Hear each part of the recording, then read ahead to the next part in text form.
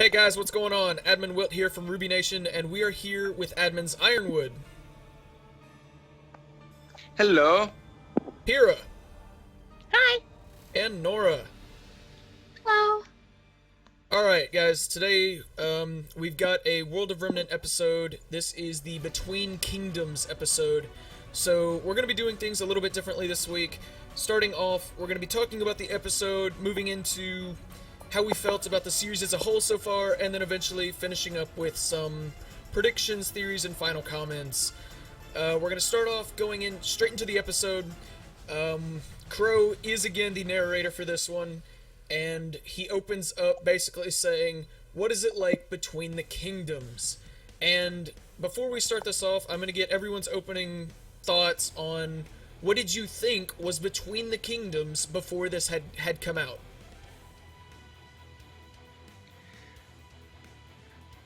That's not. Are we going talk in at order? once How- now? No, you guys just go ahead. Well, as he pointed out, just grim, I guess. Lots of grim and open space. So it wasn't really something that you had given much thought about until now. No, in all honesty, no. Okay. I was like, where's the girls? Where's the rest of the students? Who cares about what's between the cities? I just want content. And then it's like, oh, there's stuff and things happening that I didn't realize. Mm-hmm. Stuff and things and stuff. What's the difference? Exactly. Alright, Order well, that's sort of where I was at as well. It was not a huge thought, but we've been seeing with these most recent World of Remnants is that they are trying to expand the world. Obviously, we've got almost all four main characters going between the kingdoms at this stage. And so it's interesting to see that they are making such a big effort to give us the information that we need to understand things a little bit better, like the World of Remnants have always done. But then we are sort of treated with a little bit of interesting dialogue from Qrow, talking about the bandits, the overwhelming grim. We already knew that there were attacks on these villages, as we have seen in the previous episodes. But now we sort of get a generalized, yes, this is what happens. And that was very interesting to me, and I'm curious what you guys think could happen to some of these villages. Like, we've seen a bandit attack, we've seen a grim attack, and just the devastation that it can leave. And I'm curious, now that we have this information, do you think that they're gonna do more with it? Well, they have to. They can't just leave us off there. It's Rooster Teeth. They can do whatever the hell they please. They already have. You're not wrong. They killed me. They killed me. They shot me. Shot through the heart in your No. tomb. No, not doing that. Do you think that's that's a bit what deep. RWBY was thinking? Just, you're too late. Oh, that's rough. It's not feels bad anymore. I'm gonna but I think, I don't know, I feel like if they don't go on with it, they have to though. They'll probably make an episode with them doing stuff with people. I had Okay. words and then they left. I don't remember where I was going Well, with this. With Good synopsis there. yeah, with I will the- literally end you. Hey. with Do not the make me go bandits home, Pyrrha. that got introduced. It's obviously I feel like they are referring to we're gonna see bandits become a major adversary, either to Team Ranger or maybe even to all four girls.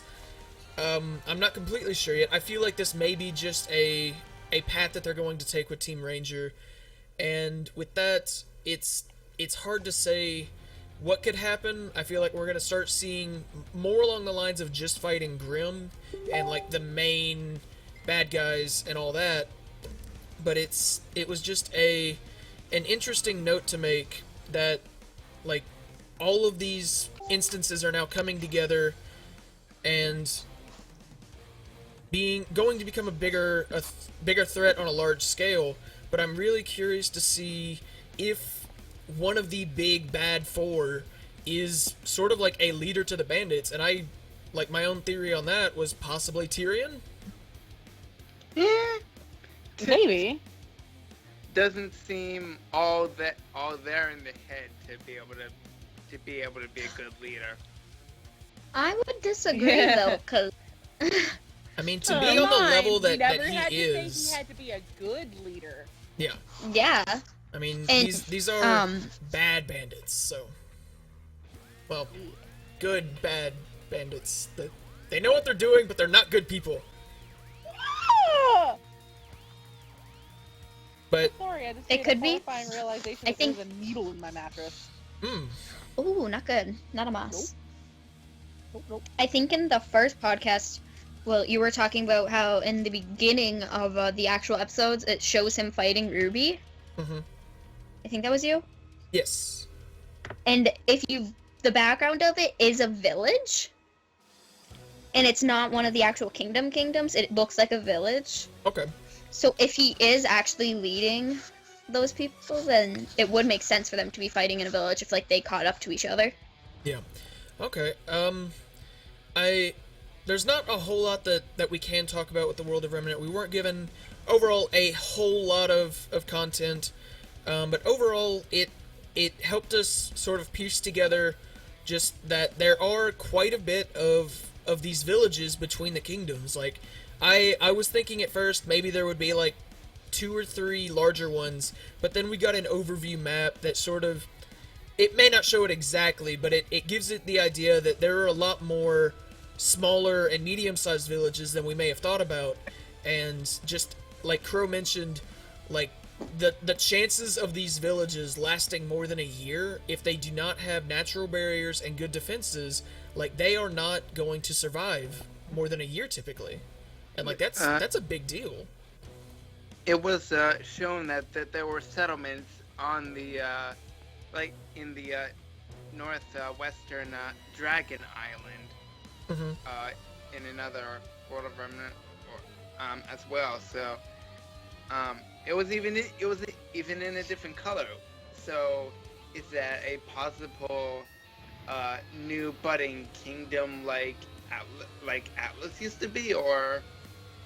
I mean, it's always possible, because they did mention, like, the ones that do have these well-defended areas and the natural barriers and the people, the stubborn people, as he called them. It's like he said that these are the qualities that make the kingdoms what they are. So it's very possible that, like, some of these villages could have gotten to the point where they're basically a small kingdom. And so that is a very interesting thought. It's like, because people of the world of Remnant have to get their resources from somewhere. Atlas Dust Corporation has to be able to mine this dust somewhere. They have to be able to obtain their resources from everywhere, and odds are those places are not within the kingdoms. And so I could see, like, these resource gathering places being places that need to be well defended and could almost be like their own civilization on their own. If we did learn anything outside of content based around villages and main cities, it's that Ozpin wasn't the only person that knew about Salem. That's a good point. I do think, though, like, because it was sort of brought up at the end of Volume 3 that Qrow would be taking over Ozpin's work and anything like that. So I think, like, Glinda, Ironwood, Qrow,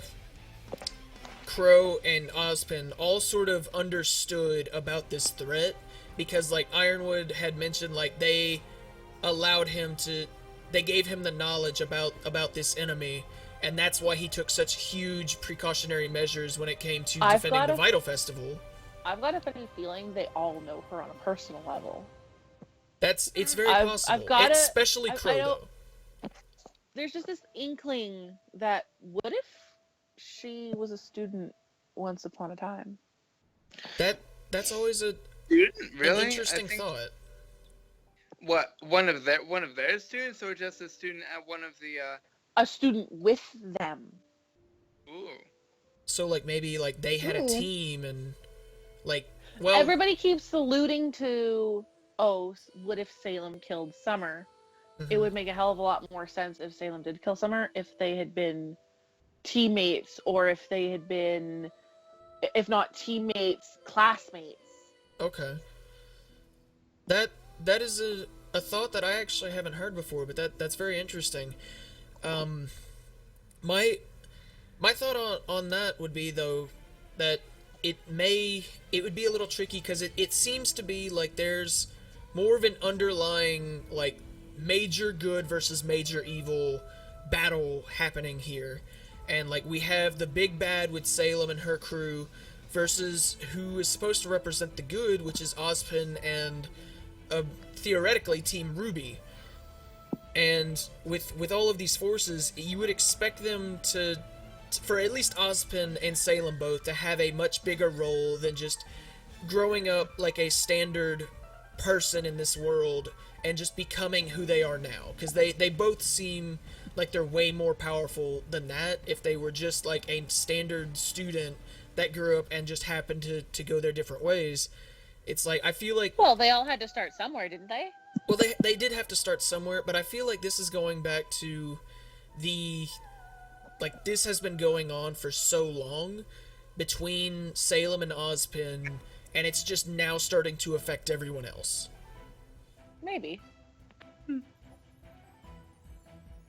It's like the battle of good versus evil. It's always there, and it's just like... I feel like... Passed on from generation to generation. Exactly. But to me, like the Remnant and the and RWBY as a whole, so to me, like, at least that it was gonna go somewhere beyond just the normal thing, that normal factor, because shows like, for who knows, for a very long time have been using that old format, and if they did something different with that, it looked like they were going to be doing something different than that. But then when Salem's group appeared, I was like, are they going to go back to the old tracking them and then trying to stop them at any point, or what? So you think a similar system to a lot of other similar type shows where you have the heroine versus this threat, and so you think it's going to be a constant back and forth between these forces type deal? Well, yeah, that's what I'm thinking now. I'm actually, which is what's been the status quo for a lot of things. Mm-hmm. But I was interested because it was really interesting to me because it looks like RWBY was gonna shake up the system, but now that Tyrion and Watts and Hazel have come into play, I'm not sure how that'll change everything. Okay, well, I think that's going to do for the talk about the world of Remnant and how it connects with everything. Now we're going to start I'm going to get your thoughts on, basically, up until Volume 4 released, I want to know if any of your thoughts or predictions have come true or changed since before Volume 4 to where they are now after watching the first 3 episodes, just to get an idea of, like, has any major thoughts changed, your theories or anything like that? Have they been affected by these first 3 episodes? I was just hoping that, like, Neo or Roman would come back, like, at the end of last season. I was like, yeah, no. I feel like Roman's gone. One only comes back if you're sick. Neo is still a very lingering threat, like, I feel like, but Roman, I think he's gone. You know, it could have been like one of those. His RWBY wiki was updated to deceased. I hate to break it to you, sweetie. Darn. What about Neo? Because, like, still missing an she had her. Okay, so she might just be like walking in the forest in her heels. It might take a while in them heels. Who knows? I feel like I've walked cons in those heels, and it takes a while. Neo is going to be an interesting character to come back, because she's going to be very different than we knew her before. I don't think she's gonna like RWBY very much. Probably not. Oh, yeah, no. Nah, then Well, they're gonna be besties. She really like all of Team RWBY in the first place. So, Look at the bag. but if the fact that she now thinks that it's mostly RWBY's fault that Roman is dead, who knows? Who knows? Not I. Yeah. Well, Him. that's an interesting thought.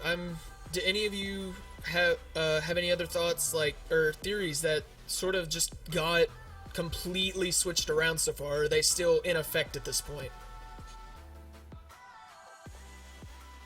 I definitely thought, I knew that RWBY was driven, but I thought she would be a lot more effective than she's leading on to be. Mm-hmm. Like, she's putting up a really good front. Like, you can tell that Pyrrha's death bothered her, as it bothered all of them. Mm-hmm. But I definitely thought, I don't want to say that she would react the same way Yang did, but I definitely thought that it would bother her a lot more and it would be more evident. Okay. Do you think that may be more so because, like, she knows that she, in order to do her job, if she lets it get to her too much, she realizes, like, she can't sort of avenge Pyrrha in that way? I think that's a large part of it. Like, call the Pyrrha thing. Damn it. Everyone's like, I hope they bring her back. I'm like, they won't bring her back, but you can well be sure that they're gonna use her to make us feel like shit. Mm-hmm. I didn't cry. You cried. Certain everyone I'm not crying. cried. My eyes are just sweating. I'm not crying. You're crying. All right. Well, going from there, we've gotten episodes 1, 2, and 3 of Volume 4, and Can it be next Saturday now? Yeah, I wish it was episode 4 time. With those 3 episodes so far, we've gotten the Volume 4 introductions for just about every main character, with the exception of Qrow. And I got to thinking about it the other day, and I'm curious what your thoughts are on him, whether he's sort of just watching in the background, or if he's doing his own thing and understands that RWBY is just going to meet up with him, or if he's literally just sort of being like a guardian angel at this point. The Guardian Flap Flap. The Guardian Flap Flap. Guardian Tipsy Guardian Flap Flap. Qrow. Yep. Oh yeah, No, if anything, it'd be Guardian Flap Flap Flap Flap. Yes. Okay. That is beautiful. Just in the distance, you hear wings. Then Yeah. you hear like this bird I flying. need Advil. You didn't ask Phil. Do they have painkillers? I wonder. Every time he. They probably have like some form. Probably not Advil. Maybe like Dustville. Just. That sounds like a really bad soap opera. Aceta Dustin? Aceta Dustin? As the dust turns. Dust and all. Dust in the wind. They're like Gone with the Wind, but not quite. Are you referring to Pyrrha? So basic. Yeah. Ouch, guys. Ouch.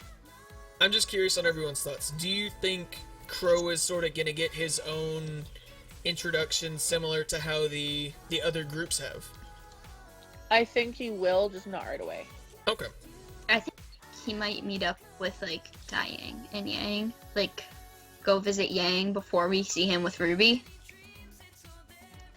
Okay. Because that would, I don't know, like, they grew up with Qrow, so I feel like he might visit her, speaking of her state. I think Iron will, actually. In all honesty, I think the person to visit her would most likely be Ironwood. First of all, Possibly. No. because of her prosthetic, and second of all, something, we don't know what, but something made it so that he has prosthetics as well, which means he's gone through something at least somewhat similar to what she's going through now. That is a very good point that I actually didn't think about. But could it be that complicated? Could it just be that he could have just been like, he's a hunter. He's he's gotten into many conflicts, and it's Exactly. These conflicts cost him dearly. You The know, same way it did Yang.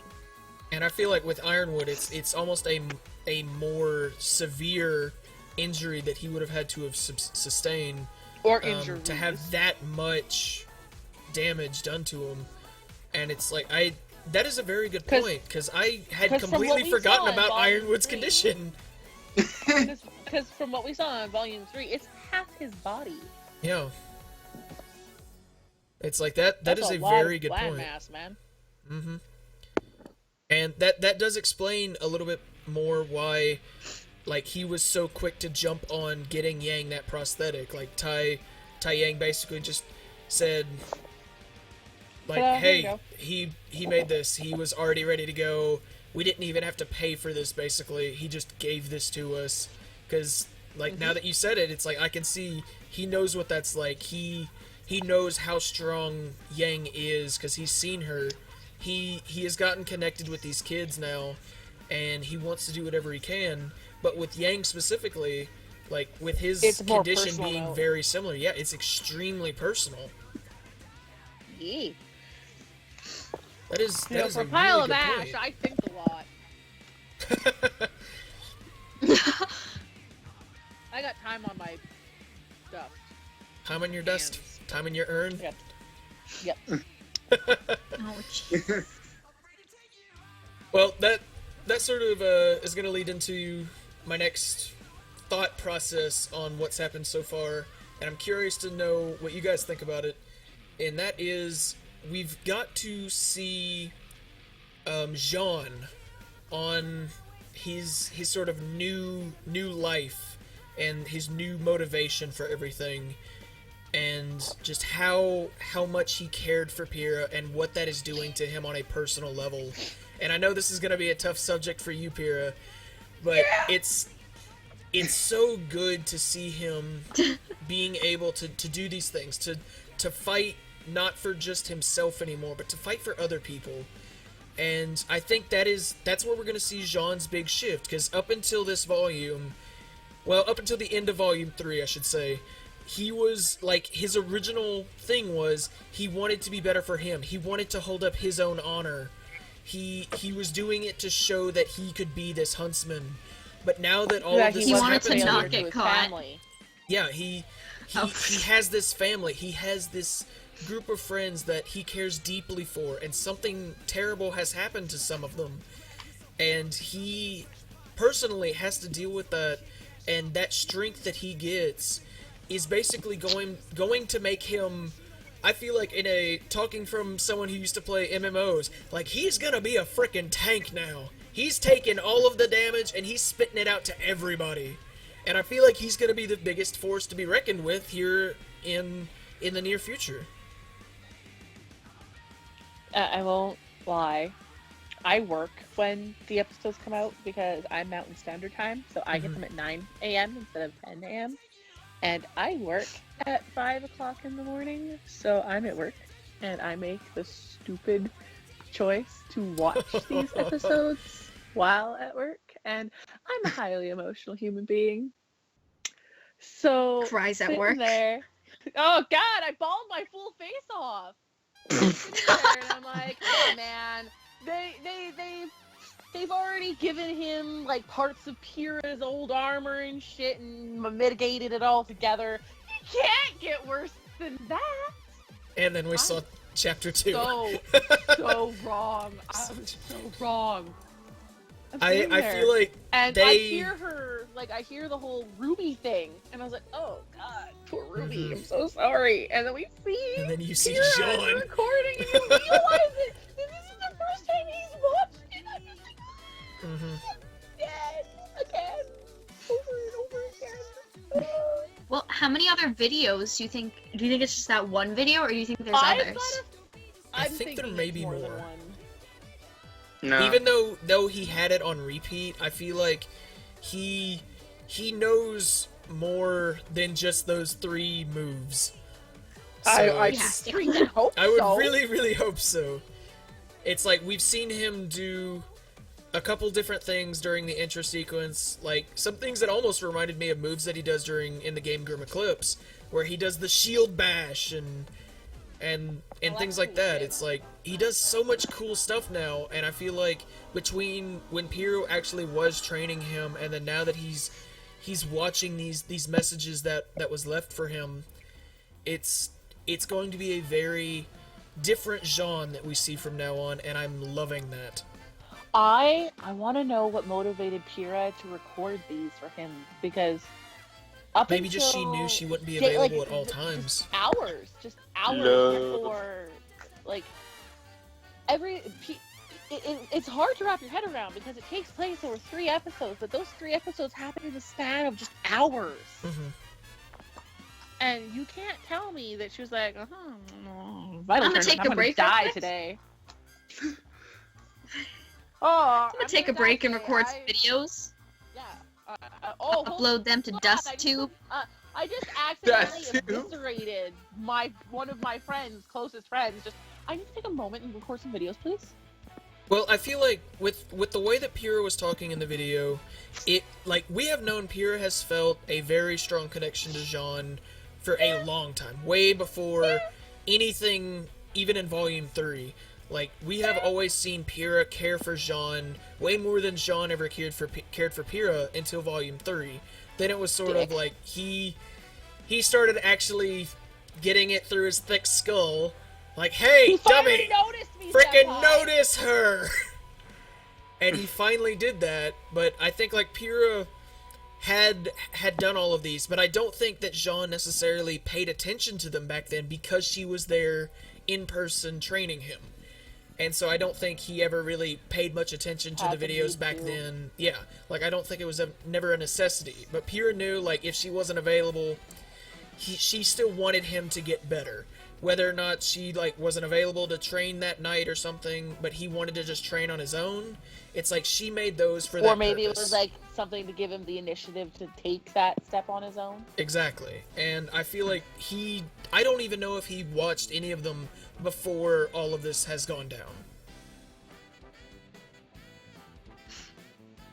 I don't think so. It would make sense if he hadn't. I mean, it's very possible he started watching them near, like, maybe during the Vital Festival, like, after him and Pyrrha already sort of had more of a heart-to-heart connection, which is, like, why we saw him take the initiative when he saw Pyrrha being distressed during Volume 3, and things like that. Like, he may have started watching them and realizing around that time, but we will probably never get a full answer to that. But going into sort of the next topic to go into about what we've seen so far, we're going to go into Blake's sort of side of things. And we've got her and Son on the boat, and I'm not going to go into too much about this since we went into fairly deep detail on the most recent podcast. But some things that have come up since we talked about that is Blake is going to Menagerie, her home, and all of these things, and it's just like we don't really have any confirmation that any of the big four are headed that way. Like, we have Hazel going to meet with Adam Taurus. We don't know where he is right now. I would assume still in Vale. Probably in hell. On a spit, being roasted over an open fire. But, like, we're gonna see more of Adam later on. But for right now, we don't really have any confirmation that any of the big villains are going to meet with Blake just yet. It's like, in the intro, we saw her fighting in a desert, and I don't know if Menagerie is full of deserts, or if that's more like Shade Academy and, I forgot what that continent's name is, or the kingdom. Vacuo? No, Vacuo? Vacuo, yes, Vacuo. Yeah. Vacuum. And it's like, I don't think that's even in the same direction as where Blake's going, and I thought Vacuo was supposed to be the desert place. Opposite direction.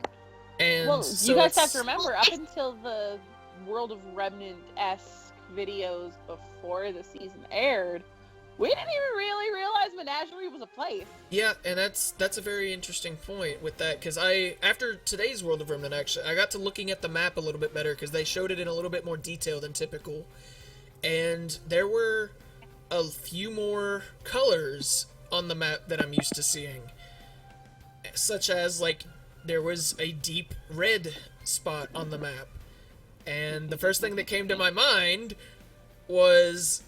Because it was, of course, they timed it perfectly, because Qrow said, we still don't know where she is, or she is somewhere out there. And obviously he was referring to Salem. If he's not referring to Salem, I'm really curious to know who he's referring to. I'm scared. We've got enough baddies. We can throw our role on that one. It's a very interesting thought, because it's like everyone... It took me forever to even realize there were 2 dragons on the map. And... What? Don't tell me you've not noticed the dragons. I've noticed one. The one in the top right, left. There's a top left and bottom right. I'm looking at it right now, trying to find the second one. The second dragon is more of like an Eastern style dragon, like Chinese dragon. One is a Western style, the other is the Eastern. But they're on opposite sides of the map. Well, they're flipped. The Western dragon is on the east, that's right. The Western one is on the west, and the Eastern one is on the east of the map. Remember, never eat shredded wheat, north, east, south, west. Yeah. Oh, we say never eat soggy waffles. I've heard both of those. There's so many of them. Yeah, but Waffles, bane of my existence. But it's like, I felt like the design choice with the map, it's like, there's obviously a reason for doing it, and not just because it looked cool. But it's like, looking at the map a little closer, it's tricky to tell, and I'm actually going to put an image of the map up on screen from the newest World of Remnant right now, just so you guys can see what I'm talking about. Maybe not for the people watching, or in the podcast right now, but for those of you watching, you should be able to see the map right now, and you can see that there are some interesting red colors around the bottom right-hand corner of the main continent of Mistral. And, like, there are some other really dark places, but I feel like the red specifically, it's like, what other landmass would be red? It's, like, the only thing that we've seen of Salem's, I guess, headquarters is it's nothing but red. And that's interesting. I like to call it. I'm about to blow your mind. Oh god, don't There's do that. 3 dragons. There are 3? What? I'm looking at the other one. Right? Okay, so there's the map there is might be up, 4, so but where... at the bottom left-hand corner, you see like a dragon head, like sort of going like downwards, like blowing like fire or ice or something. Mm-hmm. 3 dragons. Hold on. Map of Remnant. I will take a picture of it. Hold on. I got this. Okay, so there's that one. Oh my god. Bottom left-hand all of corner. them are dragons. They're all dragons! Stop and look at it. They can all be seen as dragons. Different Where? styles of dragons. Yeah, they're all just different dragons. Okay, I do sort of see a faint third dragon in the bottom left. Sort of. Did you say he was like looking underneath? Yep. But And like I don't know exactly if that could be what that is, because I don't really see anything that because like the only thing that's there that really shows it is a neck. But like the 2 main ones, and I've actually got it up on the screen right now. It's so tricky to figure out that, like, because I mean, there's the obvious one that everyone knew about, like up in the top left, like the big black dragon, and then the one that I guess even some people didn't know about, which is this basically snake-like dragon over on the right-hand side. And then Yeah, I can see that now. It's solidus. Yeah. It's a very interesting design choice. If it's not meant to represent something, then it is a cool design choice, but I feel like if you're gonna make that definite of a design choice, there better be a reason for it. You're forgetting this was made with ketchup at an IHOP. True. How do you make a dragon with ketchup? Well, you Carefully. take the ketchup and you make it into a dragon. Hmm. I didn't think it was that hard of a concept.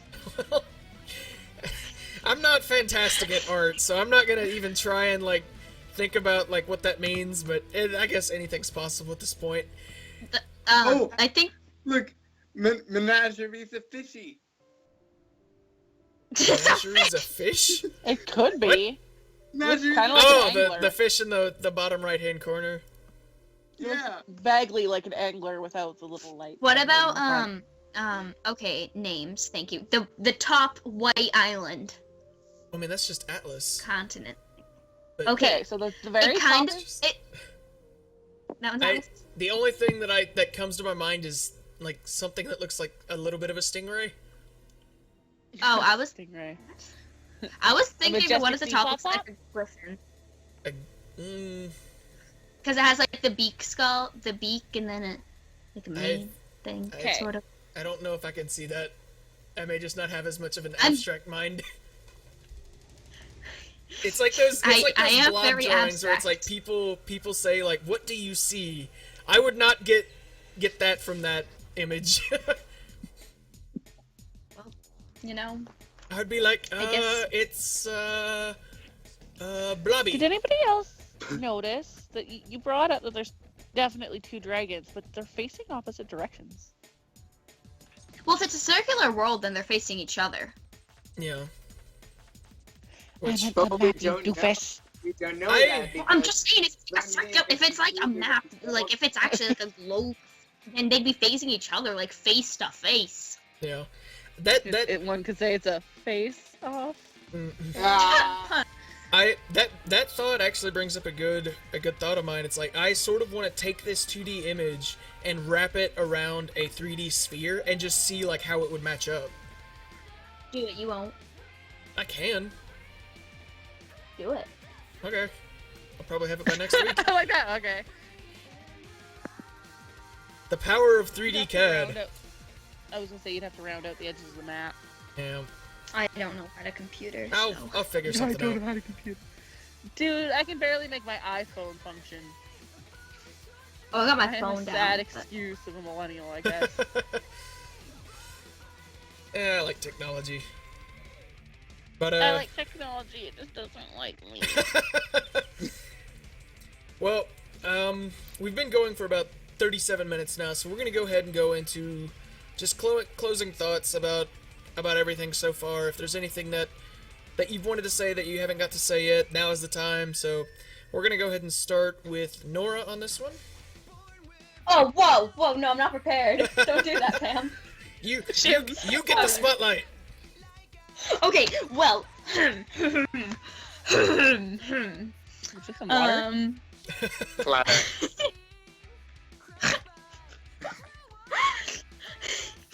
I think I'm just gonna say this is my closing thought.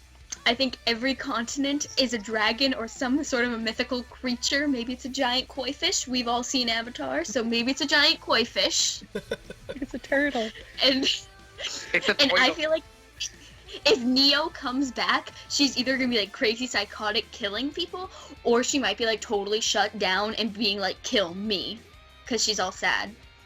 Oh wow. Oh, That's a bit dark. dark. Dark? You As we thoughts, learned like, from this call, Nora is rather dark.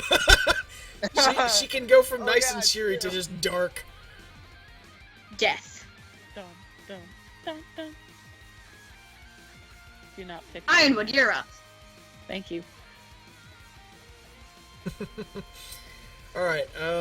Pierre, do you have anything you'd like to finish off with? No, I said not me. Uh, Ironwood. why not you?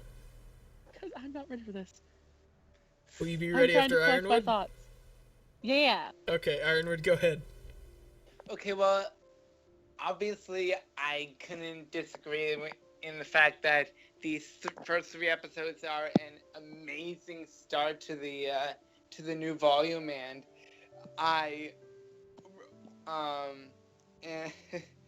and that the fact that we're easily catching, or I shouldn't say easily, that we're catching up with everything that's happened in the span of 6 to 8 months, and like that, and we know where this, and we know roughly where the story is going to be heading. Unlike the other plot in the beginning, plot at the end, stuff that the other volumes have been doing. It's just that this one volume has a complete plot. Like, this is gonna happen. This is gonna happen. This is gonna happen. I'm intrigued. Okay. Here, are you ready? Yeah, I'm good to go. All right, go ahead. Okay, so first off, like Ironwood said, this is a really good start to the season. I love the new animation that they're using through Maya. With that, more character-wise, we already know all of Ranger and obviously Ruby, even though they're broken up. And we know what our main characters are. I want to know more about Klein. Okay. I want to know more about that wacky, eye-changing, creeptacular little butler, cake butler that Weiss has got going on over there. I'm really, really excited. Not so much for the content, but for the music. Okay. Because Jeff Williams and Casey Lee Williams have already shown us that they are beyond insanely talented. Oh, absolutely. But, I mean, the people listening to like, the podcast right now have been listening to nothing but their stuff for the past 40 minutes, so... Yeah. But we stop and think about it. Weiss has a concert. Mirror Mirror Part 3, if you don't mind. It would be cool. I'd be Well, okay. we may have to hear part 2s of the last two if we're gonna go that far. iBurn's got a bunch of remixes. Yeah. I don't know if there'd really be a part 2 to that yet because of Yang's condition, but possibly once she gets her Maybe feet when back under her, I can see a I part could 2 see to that being a iBurn. part 2. And But it's gonna be a while before we get a part 2 from Shadows. Yeah. Maybe when Because Blake Red Like has Rose's finally... part 2 is the second part to any of the 4 main songs. Yeah. The way I think And is also my absolute favorite, but that's just Mhm. me. the first Mirror Mirror was very solemn and kind of hopeless, while Mirror Mirror Part 2 was more hopeful. Yeah. I want Mirror Mirror Ironwood Part 3 to be her finally just losing it on her dad. Yeah. Just Go screamo. just fuck this shit. Just like, I'm out. Please. Anything is possible. Don't become Junior in his edits of that artwork, dude. Oh, yeah. All the craziness. It's very, very crazy. But I think that's gonna wrap it up for this week. So thank you all for watching this week's episode of What are your final thoughts? Of my final thoughts? Yeah. Yeah. What about you? You haven't said anything. I You said normally a don't. lot. Weren't you not listening? Take it off that easy bump. I normally don't give my final thoughts on these, but all right. Now you go. You made us go. Basically, my final thoughts are that I am looking forward to seeing what ends up happening with Ruby's whole story. It's like the one thing that is like I have no answers for. It's like I can't even make theories for is just how much power she has. And I'm curious to see just how far she can take it. It's like I saw something earlier today that was just like she is going to lose it, and I didn't exactly agree with the full theory, but it basically said, hey, Ruby's gonna fight like all 4 of them, and she's gonna find out that Cinder was like Summer was like murdered by Salem and her crew, and like she's gonna flip and like just go on a murderous rampage through all of them. And it's like I didn't exactly agree with that, but I found it interesting. It's like she might have that much power, and I'm really curious to see what Rooster Teeth does with that. It's like she's the main character of the series for a reason. It's like you can't just give her that amount of power to freeze a giant dragon Grim and to do that kind of damage to Salem in like a couple of seconds worth of the final episode of Volume 3 and basically come out saying later, it's just like, hey, yeah, I mean, she's powerful, and she could definitely put up a good fight, but it's like, these villains are, they're super tough. She's gonna need her whole team to go after just one of these guys. And I'm just like, I don't see that. It's like, RWBY has shown to be this powerful for a very good reason, and there's going to be a situation where she's gonna have to show that off again, and I cannot wait until that moment. Because that is gonna be the moment where I'm just like, this is, like, the reason I love this show so much, is just because, like, it's different than almost any other anime, any other show that I've watched, in that it flips standard cliches and everything on their head. Like, it doesn't do the norm. So it's like, you can't predict exactly what's gonna happen with this show, because it could literally go any way. It's gone Game of Thrones, it's gone Walking Dead, it's gone freaking who knows what else, Sailor Moon, I guess. I know, I love that stuff. What? Who knows what else is my favorite show? But I'm curious to see how it goes, but I think that's going to do it for this week. Thank you guys for watching. Be sure to check it out next week as well. We are, as like I said last week, these are going to be coming out on Monday nights each week. Even if there's not a new episode, we'll still be having a podcast, whether it's one like this, where it's an open week, or maybe a specialty podcast later on. But thank you guys for watching. This has been the admins Wilt, Ironwood, Pyrrha, and Nora, and we'll see you next time. Bye. Bye-bye. Giggle.